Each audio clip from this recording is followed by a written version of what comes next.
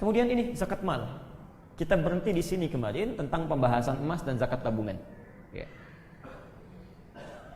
Dalilnya Quran surah Az-Zariyat ayat 19 tentang zakat mal. Ya. Kalau ditanya nanti kenapa zakat mal harta mesti keluar? Keluarkan turunan ayatnya. Ya. Quran surah 51 ayat 19. Maaf kalau saya agak cepat karena sudah pernah disampaikan. Jadi kita sambil berlalu. Wa fi amwalihim haqqul lis-sa'ili wal mahrum. Dan pada harta mereka, ya, pada harta mereka, amwal jamak dari mal, malun jamaknya amwal. Seperti pernah kami terangkan pertemuan yang lalu. Haqqul lis-sa'ili wal mahrum. Ada hak bagi orang yang berhak menerimanya, baik dia minta ataupun tidak. Awas. Di situ ada kalimat lis-sa'ili, minta. Barangkali, mohon maaf, ada di antara umat Islam yang sudah seharusnya mengeluarkan zakat, kewajiban sudah keluar, ditunda-tunda. Maka Allah kirimkan itu. Ya, datang, ada yang datang ke kantor, datang ke rumah, ada yang mengingatkan dalam hal yang mungkin kita tidak sadari, lewat tausiah di radio, di TV dengar, cuma kita aja pas kita setel, klik. Nah, kebetulan kadar Allah membahas tentang zakat dan kita belum keluar itu. Nah, itu sesungguhnya sedang diingatkan oleh Allah. Sedang diingatkan. Ada yang meminta itu, ya. Karena ada sementara sifat kadang-kadang ditunda sampai Ramadan lah biar pahalanya berlipat dan sebagainya. Hati-hati, kita tidak bisa memastikan kapan kita meninggal. Ya, Anda tunda sehari saja, kita wafat itu belum keluar zakatnya. Ya, sementara keluarga belum tahu itu uang zakat bisa berabe nanti, ya, bisa repot. Ya, teruskan. At-Taubah 103 dalil umumnya tadi sudah ada. Dari sini kita sudah turunkan, ya, cara penguraiannya. Wujud zakat mal, nah ini setiap harta benda yang dinilai layak secara syar'i. Jadi tidak semua harta itu mesti dikeluarkan zakatnya. Tidak semua harta, ya. Cuma harta-harta tertentu yang dinilai layak secara syar'i. Jadi ada batasan ininya nih, syariatnya. Ya, ada layak secara syar'i. Kalimat ini mesti ada, ya. Misal antara halal dengan tidaknya. Yang halal keluar zakat, yang haram enggak usah. Ada masuk uang hasil korupsi misal 20 miliar misal masuk, supaya berkah hartanya dizakatin aja, enggak tanggung-tanggung 5%, tetap saja haram hukumnya, enggak bisa, ya. Hati-hati, misal nyumbang ke masjid, nyumbang kemana dan sebagainya, itu tidak akan berkah. Biasanya kalau tidak akan berkah, benda dan sebagainya tidak akan awet, macam-macam, ya, karena keberkahan tidak menyertai di situ. Baik. Ini ya. Ada benda-bendanya khusus, ya, emas misalnya, perak. Selain emas dan perak tidak ada kewajiban zakat. Ya, tembaga enggak ada. Tembaga tidak. Tapi nanti kalau tembaga itu sudah berwujud harta simpanan, dijual, ada uangnya, dihimpun jadi tabungan, baru nanti ada. Ya, ini sudah kita hitung. Zakat profesi nanti kita bahas. Perkebunan, pertanian, profesi termasuk nanti sewa menyewa, macam-macam yang jadi profesi, ya, melahirkan harta benda. Perkebunan, pertanian, peternakan dan beberapa yang lainnya.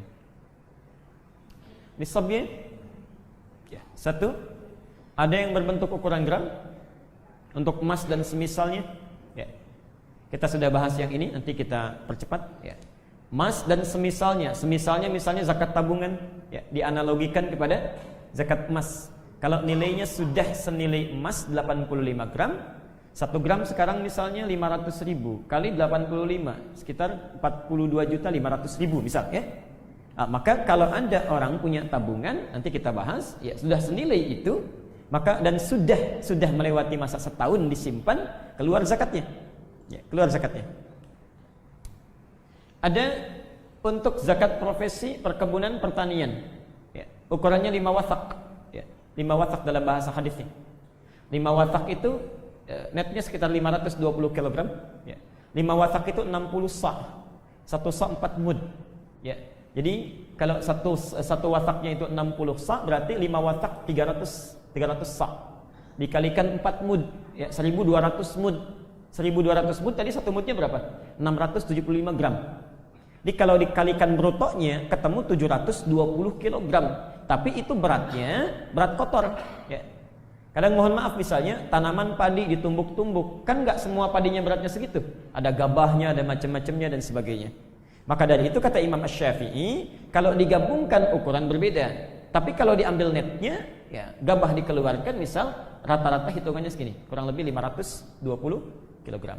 Nanti supaya lebih mudah saat praktek nanti ya, kita akan coba praktekkan. Ada yang khusus hewan. Nah, untuk zakat peternakan. Ya, bahasanya sejumlah hewan tertentu dalam peternakan karena tidak stabil, ya. Misal, kalau untanya 5 berapa zakatnya? Untanya 20 berapa zakatnya? Untanya 40 berapa zakatnya? Itu sudah lain-lain, ya, lain-lain. Ada satu unta tapi untanya mesti betina. Ada anak unta tapi anak untanya yang laki-laki, yang jantan, ya. Jadi macam-macam ukurannya, ya. Baik. Waktu mengumpulkan, ya. Kapan diserahkannya? Bila mencapai nisab dan mencapai waktu setahun. Ini untuk emas dan tabungan. Ya. Jadi kalau sudah mencapai nisab, mencapai waktu setahun, keluarkan. Tapi ada yang tidak usah menunggu setahun, ya. Tidak perlu menunggu setahun. Saya agak cepat dulu. Seperti zakat profesi perkebunan pertanian plus peternakan. Itu bila tiba masa panennya, masa gajiannya, atau mencapai batas tertentu, segera keluarkan zakatnya. Nggak nunggu setahun. Ya. Anda punya sawah, udah panen. Begitu ditimbang, masuk nisab segini. Ya, keluarkan seketika. Nggak nunggu setahun dulu disimpan baru keluar zakatnya. Tidak, ya, tidak demikian hukumnya. Sekarang mari kita dengan cepat mempraktekkan ini. Ini teori dasar yang harus dikuasai. Ya, teori dasarnya. Nanti seperti saya janjikan tadi, silahkan boleh dikopi, boleh dibolak-balik, dipahami. Nanti untuk memahamkan betul, seperti biasa saya sampaikan ada soal-soal untuk latihan. Kemarin saya tunggu emailnya, tapi tidak masuk-masuk ke saya. Mau saya kirimkan soal, ya. Jadi nanti saya mungkin kopikan saja berbentuk hard copy ya, supaya nanti bisa dibawa latihan masing-masing. Ya, nanti kita bahas. Zakat mal, mari kita lihat. Waktu menyalurkan saat tiba masa tidak terikat dengan waktu yang tertentu, ya. Jadi kalau zakat fitri tadi kapan dikeluarkan? Setelah selesai Ramadan. Jadi cuma bulan Ramadan aja. Ya, zakat fitri sekarang nggak ada. Ya, misal Pak Heridon pengen mengeluarkan zakat fitri di bulan Safar, nggak ada. Ya, ini nggak usah terlalu soleh, tungguin aja waktu Ramadan. Waktu Ramadan tunggu, keluarkan. Ya, di luar Ramadan tidak ada. Zakat mal saat tiba masa tidak terikat dengan waktu tertentu. Bisa saat Ramadan, bisa di luar Ramadan.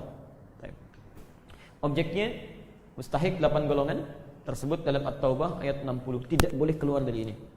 Saya ulang, tidak boleh keluar dari ini. Harus 8 golongan ini.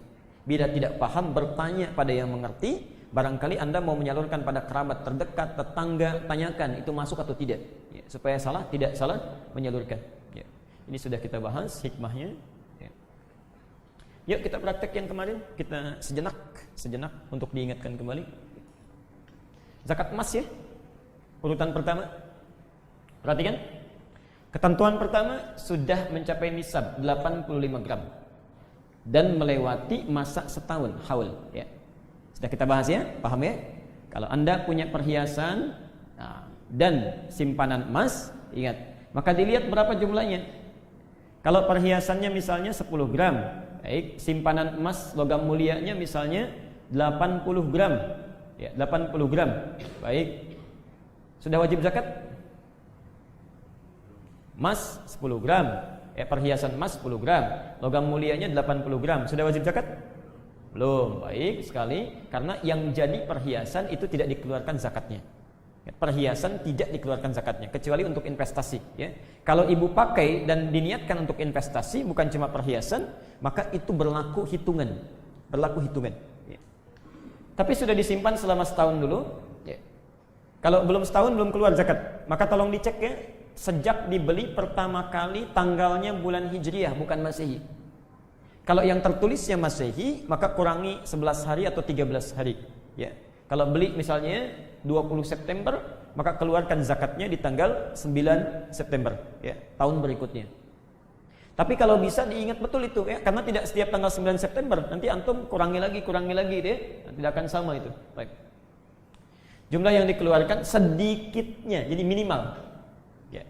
Bukan harus 2,5%, bukan harus 2,5%, minimal 2,5% dari jumlah nilai emas. Jadi kalau Anda keluarkan 2,5%, alhamdulillah kewajiban sudah gugur. Ya, masuk kategori standar untuk zakat. Ya, latihan sudah pernah saya sampaikan. Ya. Zakat tabungan ini dikiaskan dengan emas. Ya. Dianalogikan ke emas. Coba dicek tolong tabungannya masing-masing. Jika ada seorang muslim memiliki zakat tabungan sudah senilai emas melebihi nisab, ya. Cek harga emas berapa sekarang. Misal 550.000 misalkan, kali 85, jumlahkan saldo Anda di tabungan ada sekian bahkan lebih mungkin, ya. Coba cek kalau sudah berlangsung masa setahun dari jumlah nisab itu, maka sudah harus keluar 2,5%, ya. Dan ini sudah kita latihan di pertemuan yang lalu, ya. Kalau ingin banyak latihannya nanti saya langsung kopikan, langsung saya sebarkan, silahkan nanti masing-masing menulis sampai paham. Jadi tidak perlu diingatkan lagi, sudah ada remindernya masing-masing, ya. Bulan sekian keluar sekian sekian, tinggal disalurkan saja, ya. Insya Allah kalau kita sudah paham dengan baik, mengerti dengan cepat, maka akan lebih mudah mengeluarkannya. Tolong dicatat ini. Jadi ijma' para ulama di sini, zakat emas dan tabungan sifatnya berulang. Dalam tanda petik, maksud berulang itu sepanjang masih memenuhi nisab dan berlangsung dalam setahun, ya. Jadi kalau dalam setahun masih jumlahnya melewati bahkan nisab, maka tetap berlaku kadar zakatnya. Tetap berlaku kadar zakatnya. Bukan sekali zakat keluar habis, tidak begitu, ya, tidak begitu, ya. Dalilnya dari mana? Hal ini didasarkan pada dalil qiyas yang dianalogikan pada ayat dan hadis kewajiban zakat tersebut. Gini kaidahnya, ya. Tolong dipahami betul. Kalau ada perintah sifatnya umum, misal wa aqimut shalah wa atuz zakah, tunaikan salat, keluarkan zakat, ya. Kemudian ada perintah di hadis menerangkan, ya, ukurannya sekian sekian sekian, ya. Masanya setahun. Tapi tidak dijelaskan apakah itu berulang setelah setahun keluar lagi zakat atau sekali saja. Misal tidak ada keterangannya. Maka kalau kalimatnya seperti ini dalam kaidah usul fikih, ya, dasar-dasar hukum, itu artinya diikutkan pada kaidah umumnya, hukum berlaku umum. Artinya setiap setahun jumlah memenuhi kadar nisab itu zakat mesti keluar, ya. Hatta yadullad dalilu ala khilafihi, sampai muncul dalil yang berbeda dengan itu, mengkhususkannya. Misal Nabi mengatakan cukup sekali saja dalam satu ukuran, maka zakat tidak diulang, ya. Atau misalnya tegas mengatakan diulang setiap tahun, maka tidak butuh penafsiran. Tapi kalau dua kalimat ini tidak ada, artinya kembali ke hukum umum, itu mesti keluar zakatnya. Itu disebut dengan qiyas, ya, qiyas pada hukum. Seperti begini, mengangkat tangan dalam doa. Mengangkat tangan dalam doa. Ada beberapa cara. Satu, ada yang tidak boleh mengangkat sama sekali. Misal dalam sholat, ya, Anda kan berdoa banyak itu, ya. Misal duduk di antara dua sujud, Rabbighfirli warhamni wajburni warfa'ni warzuqni wahdini wa'afini wa'fu'anni, ya. Kita berdoa itu, ya Allah ampuni saya dan seterusnya. Tapi nggak ada tuntunan dari Nabi, doanya sambil ngangkat, Rabbighfirli warhamni wajburni, ya. Kecuali yang Syiah itu sambil tepuk-tepuk begini, ya. Baik. Nah, itu ada praktek seperti itu tidak dibenarkan, tidak dibenarkan.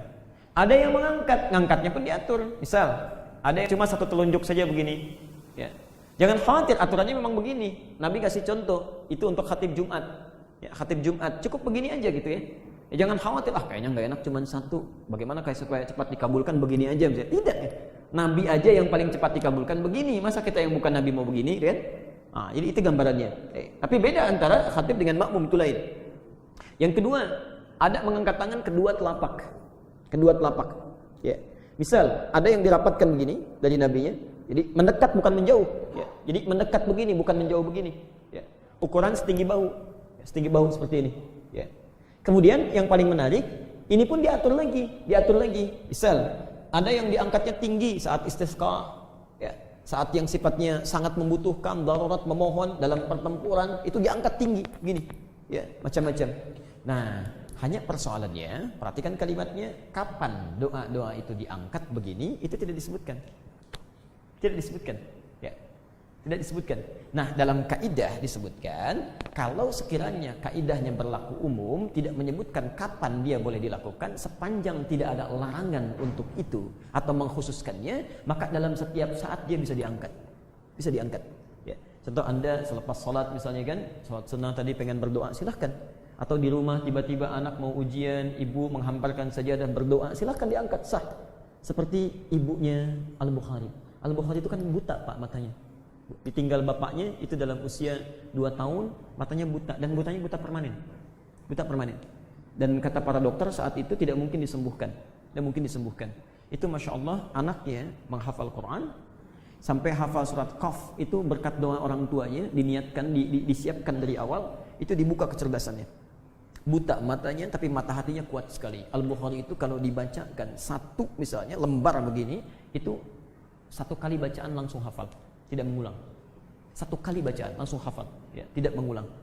Jadi datang ke halaqah, mohon maaf agak pelan-pelan, datang ke halaqah Quran, dibacakan oleh syekhnya Quran surah Qaf, surah ke-50 itu.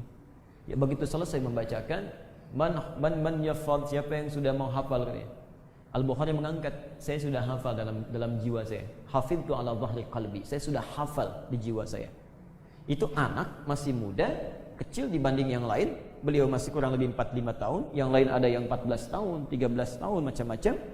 Anaknya buta, gak bisa lihat, mengatakan saya sudah hafal. Gurunya penasaran, ta'al ya bunai, sini katanya, maju ke depan. Begitu dicek hafalannya, nyaris sama, bukan sekedar hafalannya, tajwidnya, makhrajnya, persis seperti gurunya. Ya, dipeluk oleh gurunya, didoakan, disampaikan, minal an tadrusul hadis. Dari sekarang ananda mesti belajar hadis. Karena gurunya tahu Quran itu mudah. Sebab Allah sudah mudahkan, diulang bahkan 4 kali di Quran. Ya, Al-Qamar, Quran surah 54 itu, ayat 17, 22, 32 dan 40. Tapi kalau hadis gak ada jaminan. Maka dari itu ketika pulang ke rumahnya, saking senangnya disampaikan pada ibunya kisah tadi. Ibunya bangga. Ya. Kata Al-Bukhari, ummi ya amati uridul hadis. Ma, sekarang saya pengen belajar hadis. Kata ibunya, iktafi bil Quran. Cukupkan dulu dengan Quran. Ananda kan punya keterbatasan. Kata Al-Bukhari, la uridul hadis. Tidak, saya tetap ingin belajar hadis. Maka beliau meraba-raba jalan masuk ke kamarnya. Di kamarnya mengulang surat Qaf tadi. Ibunya dalam keadaan sedih masuk ke kamarnya, menghamparkan sajadah, mengangkat tangannya bermohon kepada Allah. Lihat kalimatnya, yal basir yalladzi ala kulli syai'in qadir a'id basirat tabni. Ya Allah yang maha menatap dengan tajam, yang tidak punya batasan, mohon dengan segala permohonan saya mohonkan. Mohon sambil menangis, sambil lelah itu beliau katakan, bukakan penutup yang menutup mata anak saya. Engkau tidak punya batas untuk itu. Ketika ibunya menyebut ya al-basir, Al-Bukhari sampai di ayat ke-22 surat Qaf. Ya, beliau bacakan, laqad kunta fi ghaflatin min hadza fakashafna anka ghita'aka wa basaruka al-yawma hadid. Ibunya menyebut ya al-basir, Al-Bukhari menyebut wa basaruka al-yawma hadid. Dulu pandanganmu tertutup, enggak bisa lihat. Sekarang kami akan bukakan sedalam-dalamnya. Mulai saat ini pandanganmu akan kembali menatap dengan tajam. Begitu dibacakan ayat itu, ibunya berdoa. Ibunya karena saking lelahnya berdoa tertidur. Masya Allah, Al-Bukhari terbuka pandangannya. Saking kagetnya loncat tuh. Dia kejar ibunya. Ummi laqad ra'ait. Bu, saya sudah bisa lihat sekarang. Kata ibunya, ya bunayya ra'aita biqalbik. Mungkin Anda lihat dengan hatimu. La bal bi'aini. Saya lihat dengan mata saya. Ya. Ibu pakai pakaian begini, samping kita ada benda ini, itu, Masya Allah. Keduanya berpelukan, dari sejak situlah belajar hadis. Sampai menulis Sahih Al-Bukhari dalam masa 16 tahun. Kisahnya bisa ditemukan di kitab Fathul Bari, ya, Syarah Sahih Al-Bukhari, karya Ibnu Hajar Al-Asqalani, jilid 1, halaman 634. Ya, bisa dilihat di situ, paragraf kedua, baris 1 sampai 9. Lihat sini. Maaf, mengangkat tangan. Ya, mengangkat tangan tadi. Jadi karena hukumnya berlaku umum, ya, karena itu Anda dalam setiap kesempatan yang tidak dilarang mengangkat tangan di situ, misal dalam salat, atau dikhususkan untuk satu jari saja, maka itu boleh digunakan. Itu kaidah umum. Kaidah umum. Karena itu, mohon maaf, termasuk ini. Sepanjang tidak ada kekhususannya, dimintakan berulang, atau satu cukup sekali, maka hukum umum yang digunakan. Ya, jelas sampai sini? Nah, ini ijma ulama, sepakat ya. Saya pernah ingatkan, kalau mau belajar zakat, ngelihatnya tidak semua mesti pakai akal, pakai iman. Ya, kalau pakai akal, hitung-hitungannya lama nantinya. Baru kemarin keluar, masa sekarang keluar lagi. Allah wafatkan sekarang juga nggak dapat lagi tuh harta, mau dikemanain gitu. Ya, sebetulnya kan Allah sedang gandakan. Ingat teori kita dulu. Begitu kita keluarkan, Allah berikan 10 kali lipat, gitu kan? Ya, kalau kita bayarkan dengan iman, keluarkan dengan iman, sebetulnya bukan mengurangi, Allah tambahkan. Ya, hartanya punya Allah kok, mau diambil sekarang aja cukup. Ya,